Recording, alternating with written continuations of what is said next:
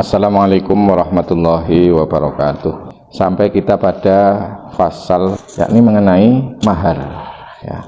Pasal undang-undang mengenai mahar, pengertian daripada mahar ya. Pembahasan pertama masalah sitak atau sodak. Takrif. Jadi mahar sama sitak sodak itu sama ya. Ta'rifuhu wa asma'uhu.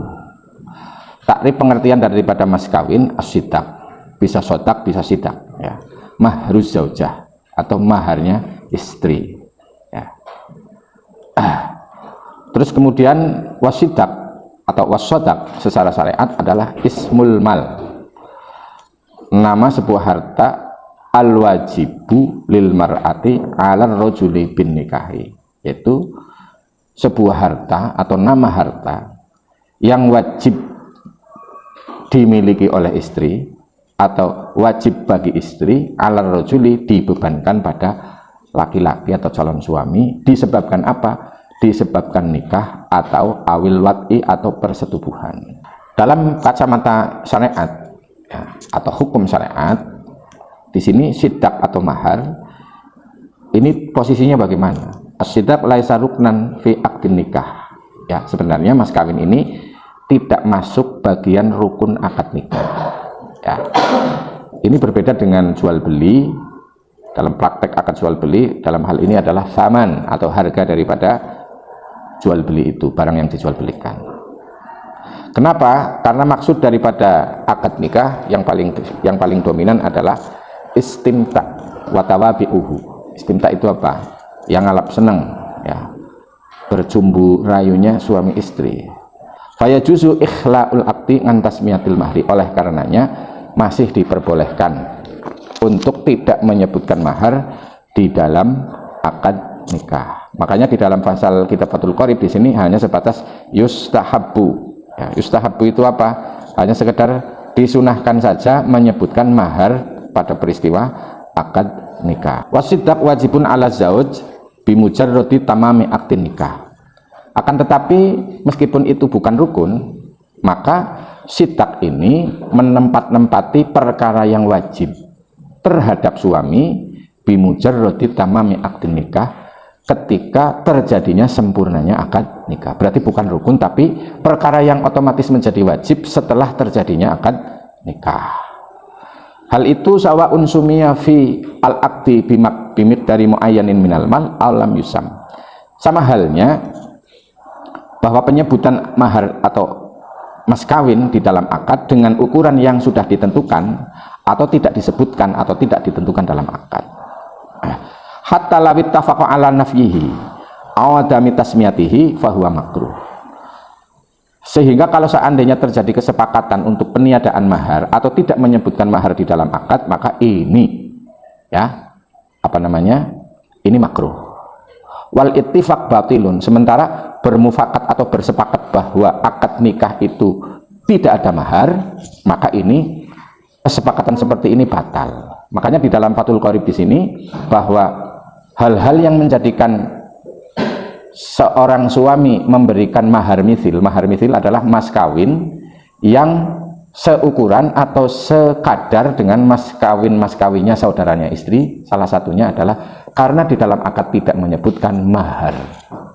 Atau yang kedua, istri memasrahkan dirinya kepada seorang laki-laki untuk dinikahi tanpa harus memberikan mahar.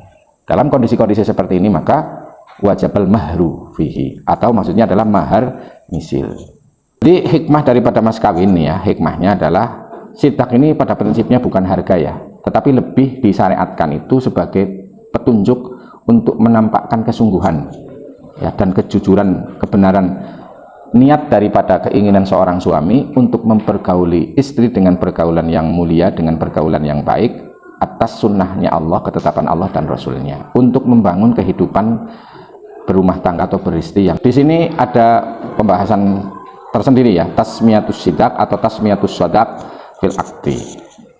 Jadi menyebutkan mas kawin di dalam akad ya, ini hukumnya bagaimana? Ya bukan rukun, ya bukan syarat ya. Wa yajuzu ikhla'u aqdin nikah min tasmiyatil mahri bil ijma'.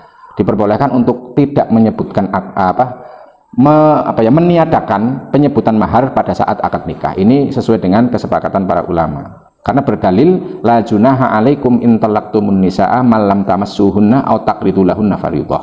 Tuh. Maka dari ayat ini fallahu taala qad atsbata an nikah ma'atarkis sidaq wa jawwaza fihi talaq.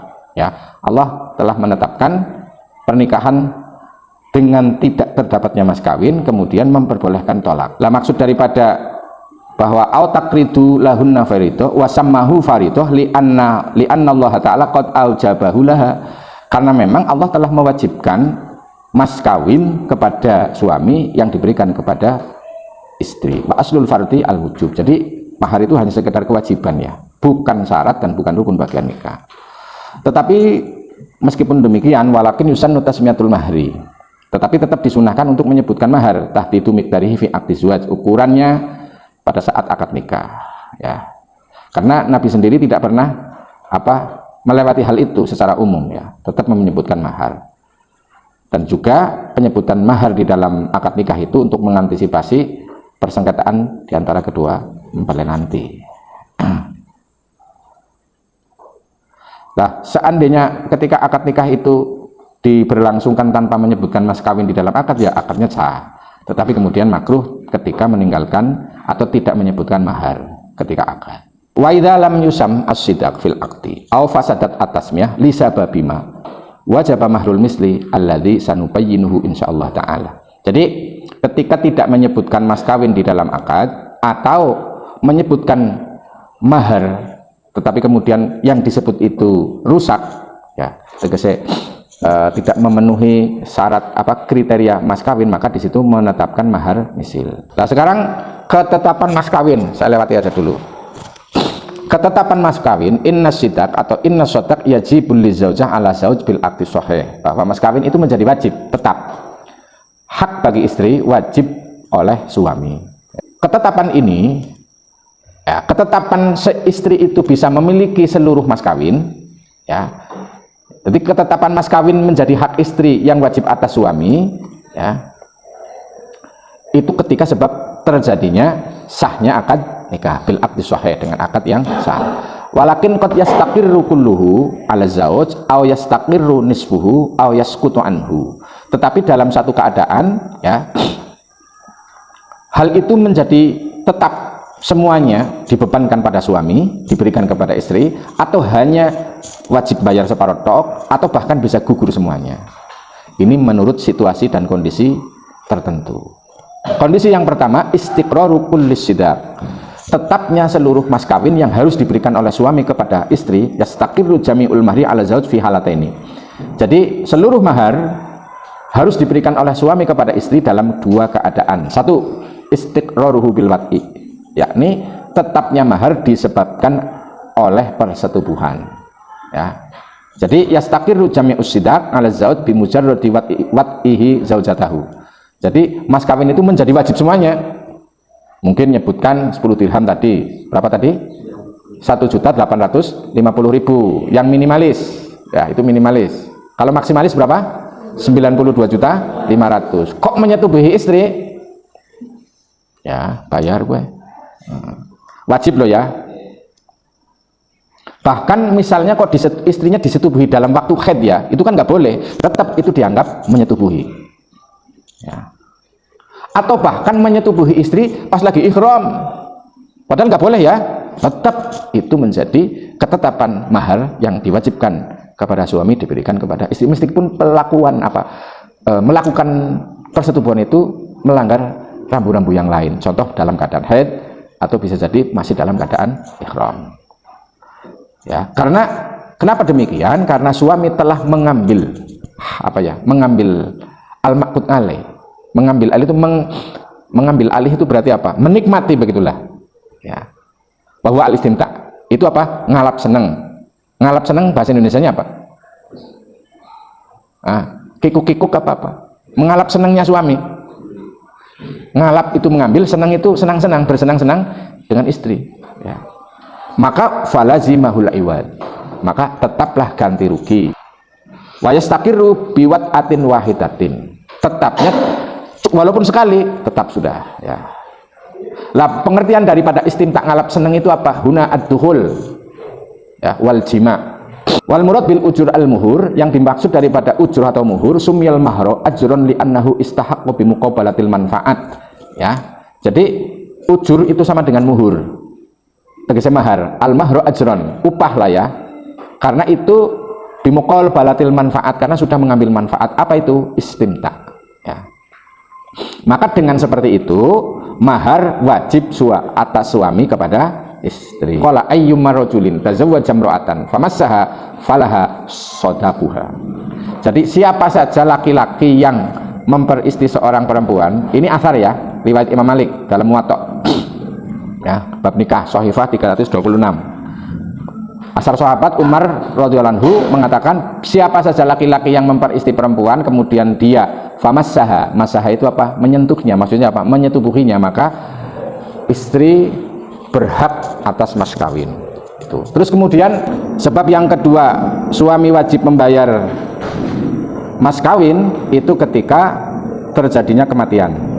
Idza mata ahadu zaujaini qabla al-wati fi nikah sahih istaqra al-mahru ala zauj. Jadi apabila salah satu dari pasangan suami istri meninggal dan belum terjadi persetubuhan pada akad pernikahan yang sahih, maka mahar wajib diberikan seluruhnya. Sama halnya kematian itu terjadi sebelum dukhul atau setelahnya, karena di sini adalah kesepakatan para sahabat ya. Tetapi kalau seandainya wa in waqa'at al-furqah ba'da dukhul lam yaskut syai'un minasidak, tapi ketika terjadi perceraian biasa tapi perceraian itu sudah terjadi dukhul, maka tidak menggugurkan apapun, karena di situ sudah terjadi dukhul. Kemudian yang situasi kondisi yang kedua adalah istiqrarun nisfis sidak, tetapnya hanya separuh mas kawin. Itu dalam kondisi yang apa? Dalam satu kondisi, yakni ketika suami mentolak istri setelah akad sahih, dan di situ menyebutkan mahar wa kana hadza talaq qabla ayyadkhula biha. Tetapi penolakan atau mentalaknya suami kepada istri belum terjadi persetubuhan. Ya, kan pernah sering terjadi di medsos ya.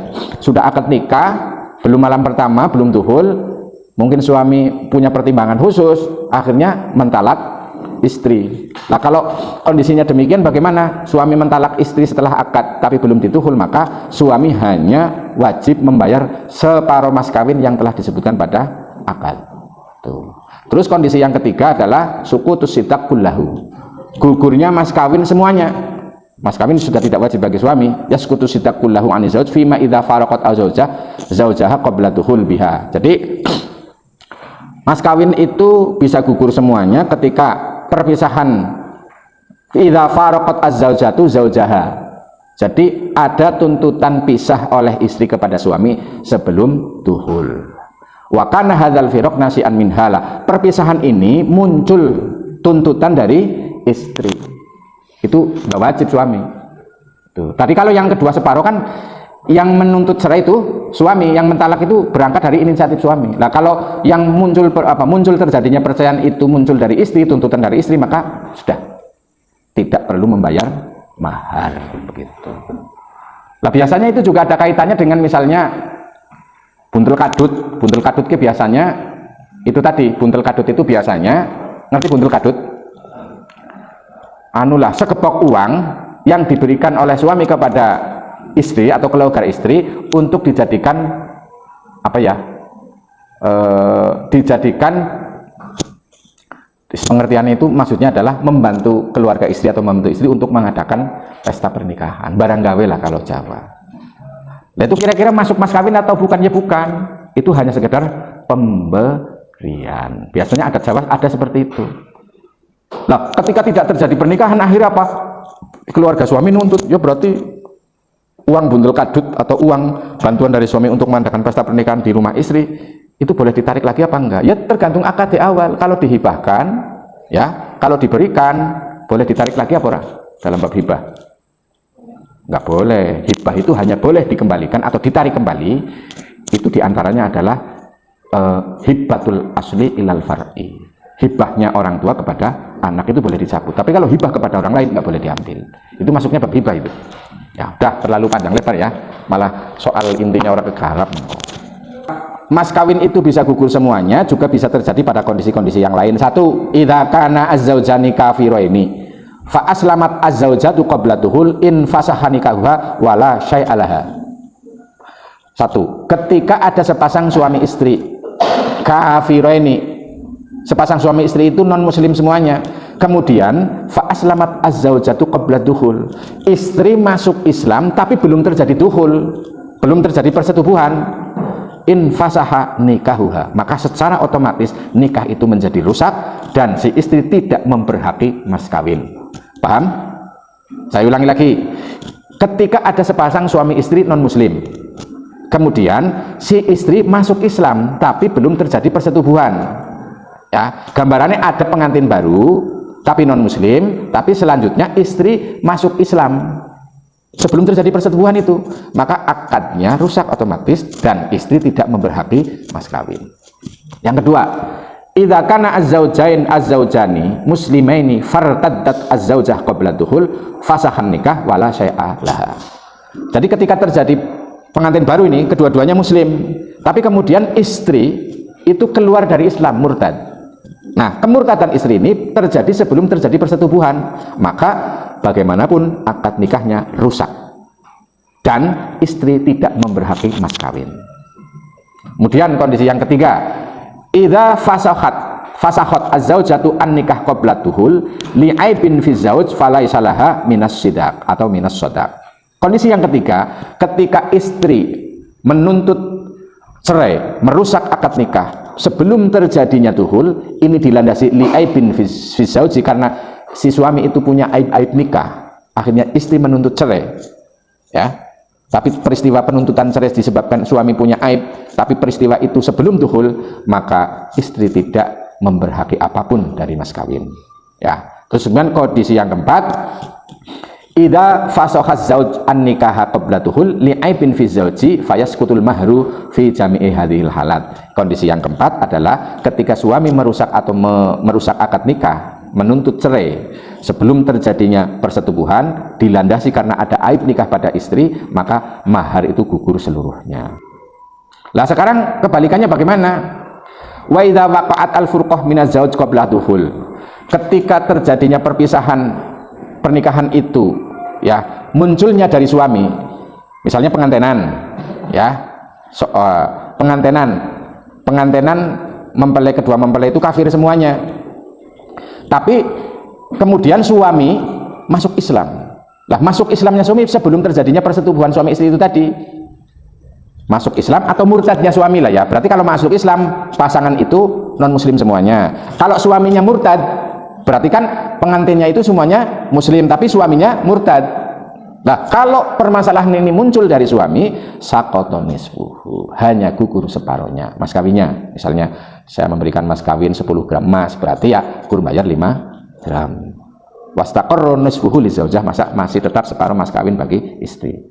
Kenapa? Li'anna zauja infarada bisababil furqah qabla dukhul, karena hal perceraian ini muncul dari pihak suami sebelum dukhul. Begitu juga wakadza idza kanat al-furqah bisababi minhuma kal khul'i qabla dukhul.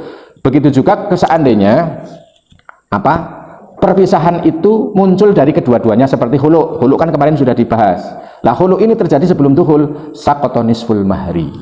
Ya, saqata nisful mahri. Li anal maghlab fil khul'i jihatu zauj. Karena umumnya permasalahan khulu' itu berarah dari masalah sudutnya suami. Wakadza idza kanat al-furqah biriddatihima, begitu juga ketika perpecahan atau perceraian itu disebabkan adalah kemurtadan kedua orang tersebut, fayasqutu nisful mahri. Jadi murtad loro-lorone, keluar dari Islam semuanya, maka suami tetap bayar mahar separuh. Mungkin yang bisa saya sampaikan sebegitu dulu ya. Waktunya sudah jam 10:30. Jadi untuk masalah bagaimana hukum memberi mas kawin sebuah tempat ibadah dalam hal ini adalah bangunan masjid, mungkin kita bahas pada pertemuan yang akan datang, ya. Kalau pertemuan yang akan datang itu masuk pada bab walimah, ya, bab walimah. Lah bab walimah di sini kalau di di Fathul Qorib atau di takrib itu sangat minimalis, maka saya sangat menyarankan untuk melihat di hasiahnya atau syarahnya, terutama hasiah Bajuli itu jelas, ya. Masalah walimah barang gawe itu juga sangat pelik kejadiannya di masyarakat. Kurang lebihnya yang bisa sampaikan demikian. Mohon maaf atas segala kesalahan. Wal afu minkum. Wassalamualaikum warahmatullahi wabarakatuh.